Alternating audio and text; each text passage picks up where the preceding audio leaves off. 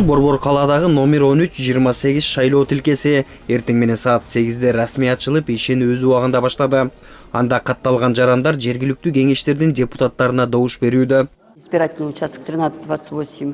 Мы свою работу начали с 7 часов.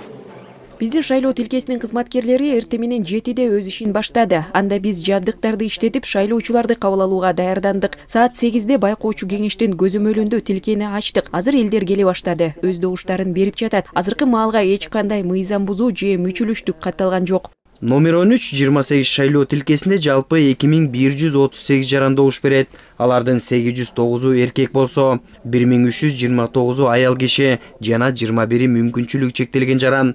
Бул өтүп жаткан жергиликтүү кеңештердин депутаттарын шайлоодо жаңы жабдыктар колдонууда. Эти выборы, конечно, они очень отличаются от предыдущих выборов.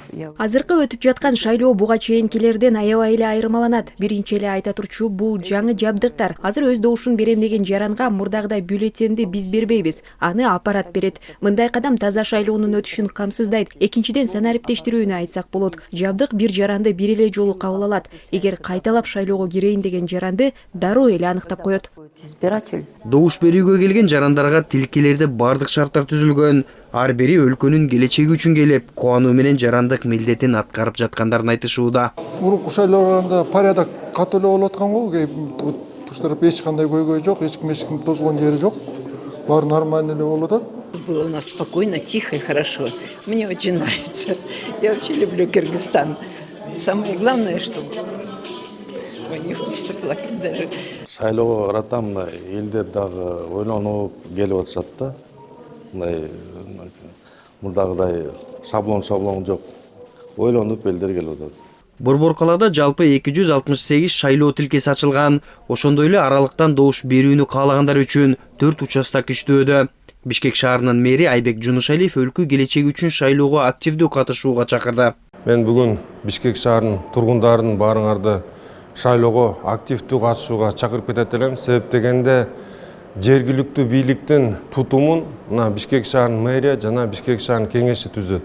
Кандай чечимдер кабыл алынат, кандай жолдомолор берилет, ошонун баары бүгүнкү күнү Бишкек шаарынын өнүгүүсүнө чоң салым болуп эсептелет. Ошондуктан Бишкек шаарынын тургундарын баарын чакырып кетет элем, активдүү катышып, татыктуу кандидаттарларды тандап, анан ушу Бишкек шаарынын өнүгүшүнө дагы бир салым салат деген ойдомун.